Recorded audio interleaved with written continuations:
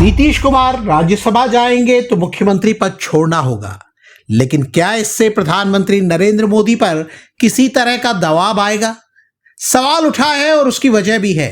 1 मार्च 2026 को बिहार के मुख्यमंत्री नीतीश कुमार ने जन्मदिन मनाया। उन्होंने उम्र के 75 साल पूरे किए और बर्थडे के ठीक 4 दिन बाद एक ऐसी खबर आई जिसने पटना से दिल्ली तक सियासी गलियारों में हलचल मचा दी। नीतीश कुमार ने राज्यसभा चुनाव के लिए नामांकन कर दिया है। इसका सीधा मतलब है नीतीश कुमार अब बिहार के मुख्यमंत्री की कुर्सी छोड़ने वाले हैं। यहां सवाल उस अघोषित नियम का है जिसकी चर्चा बीजेपी और एनडीए के भीतर सालों से होती रही है। 75 साल की उम्र वाली रिटायरमेंट नीति। क्या नीतीश कुमार के इस कदम के बाद प्रधानमंत्री नरेंद्र मोदी से पूछे जाने वाले सवालों की संख्या बढ़ सकती है? नीतीश कुमार का बर्थ ईयर है 1951 यानी 1951 और ये जाहिर है कि प्रधानमंत्री नरेंद्र मोदी नीतीश कुमार से उम्र में कुछ महीने बड़े ही हैं। उनका जन्म 17 सितंबर 1950 का है, यानी वो पिछले साल ही 75 साल के हो चुके हैं। समर्थक तर्क देते हैं कि मोदी अपवाद हैं, उनकी फिटनेस बेमिसाल है, लेकिन नीतीश कुमार हटेंगे तो ये पूछा ही जाएगा क्या 2029 के आम चुनाव से पहले बीजेपी के भीतर भी पीढ़ी परिवर्तन की घड़ी आ गई है?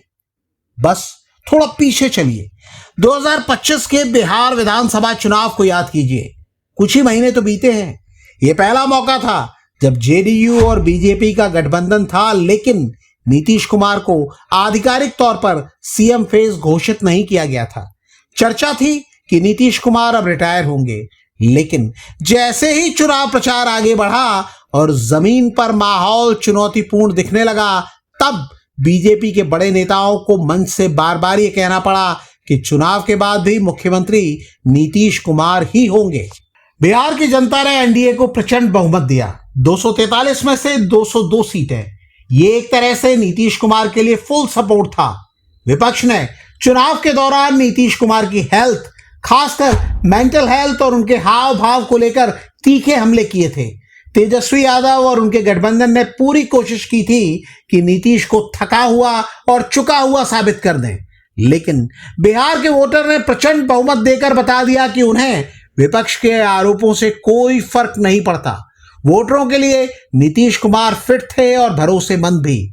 जीत का जश्न अभी थमा भी नहीं था कि नीतीश कुमार को हटाने की पटकथा, जो शायद चुनाव से पहले ही लिख दी गई थी, उस पर अमल शुरू हो गया।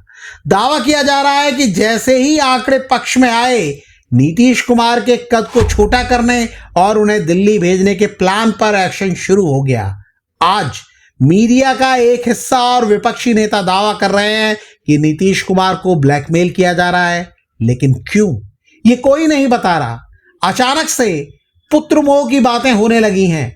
हवा में तैरते ये सवाल नीतीश कुमार के फैसले को उनकी मर्जी कम और थोपा गया फैसला ज्यादा दिखा रहे हैं। लेकिन क्या नीतीश कुमार के इस फैसले से पीएम मोदी पर भी नैतिक दबाव आएगा? आरएसएस प्रमुख मोहन भागवत के पिछले कुछ बयानों को याद कीजिए। उन्होंने कई बार सार्वजनिक मंचों से 75 साल की उम्र में रिटायरमेंट की शॉल ओढ़ने की बात कही है।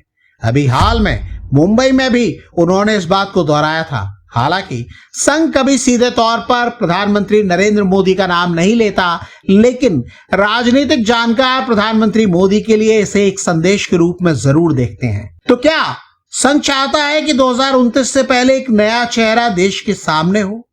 समर्थक कहते हैं कि नरेंद्र मोदी की फिटनेस का मुकाबला कोई नहीं कर सकता।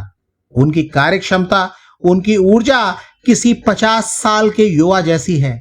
लेकिन यही बात तो नीतीश के समर्थक भी कहते थे। बिहार चुनाव के नतीजों ने साबित किया था कि जनता की नजर में नीतीश कुमार अनफिट नहीं थे। अब आलोचक पूछ रहे हैं कि अगर 75 का फॉर्मूला फिटनेस के आधार पर नहीं बल्कि एक सिद्धांत के आधार पर है, तो फिर प्रधानमंत्री नरेंद्र मोदी इस नियम से बाहर कैसे रह सकते हैं? बिहार में आज जो स्थिति है वो बीजेपी के लिए एक सबक भी है और चेतावनी भी। नीतीश कुमार को कुर्सी से हटाना तो आसान है, लेकिन उनकी जगह कौन? आज भी बिहार में नीतीश कुमार के कद का कोई दूसरा नेता एनडीए के पास नहीं है। नया सीएम चुनना तो दूर, नाम सोचने में भी पसीने छूट रहे हैं। जो भी आएगा उसे नीतीश कुमार की विरासत संभालने और उनके जैसा रसूख पैदा करने में सालों लग जाएंगे। क्या यही स्थिति केंद्र में बीजेपी के लिए नहीं हो सकती? जानकार दावा करते हैं कि 2024 तक स्थिति यही थी। तब पीएम मोदी का कोई विकल्प नहीं दिखता था, लेकिन आज 2026 में परिदृश्य बदल चुका है। बीजेपी के भीतर और बाहर मोदी की कुर्सी के कई दावेदार उभर चुके हैं, कुछ दबी जुबान में तो कुछ अपने काम के जरिए अपनी दावेदारी ठोक रहे हैं। मीडिया में पिछले 2 साल से मोदी के बाद कौन, यानी आफ्टर मोदी हु पर बहस तेज हो गई है।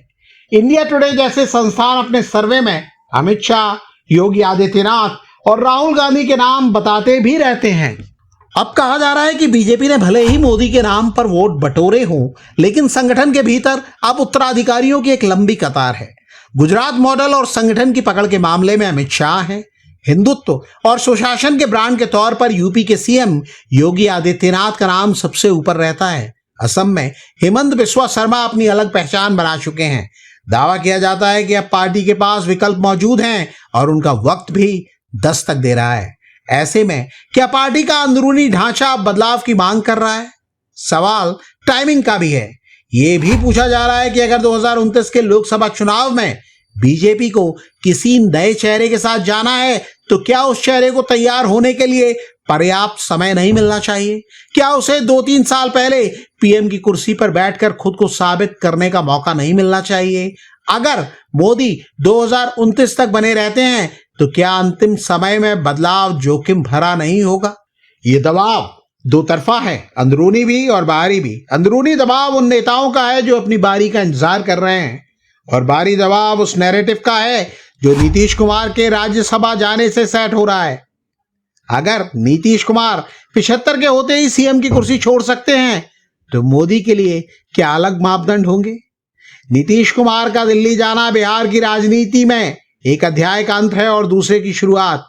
मोदी का मामला अलग जरूर है, लेकिन यह तो पूछा ही जा रहा है क्या मोदी खुद हटने का फैसला लेंगे या फिर आरएसएस और बीजेपी का शीर्ष नेतृत्व कोई ऐसा फॉर्मूला निकालेगा जिससे 75 की नीति भी बची रहे और मोदी का प्रभाव भी। कई लोग दावा कर रहे हैं कि नीतीश कुमार ने राज्यसभा का पर्चा भरकर संन्यास की डगर नहीं पकड़ी है, बल्कि इशारों में एक सवाल उछाल दिया है। 76 के होने जा रहे पीएम मोदी क्या अपनी विरासत अमित शाह या किसी और नेता को सौंपेंगे, या वो अटकलों को दरकिनार कर 2029 की तैयारी और बतौर पीएम चौथा कार्यकाल हासिल करने की दिशा में आगे बढ़ते रहेंगे? आपको क्या लगता है?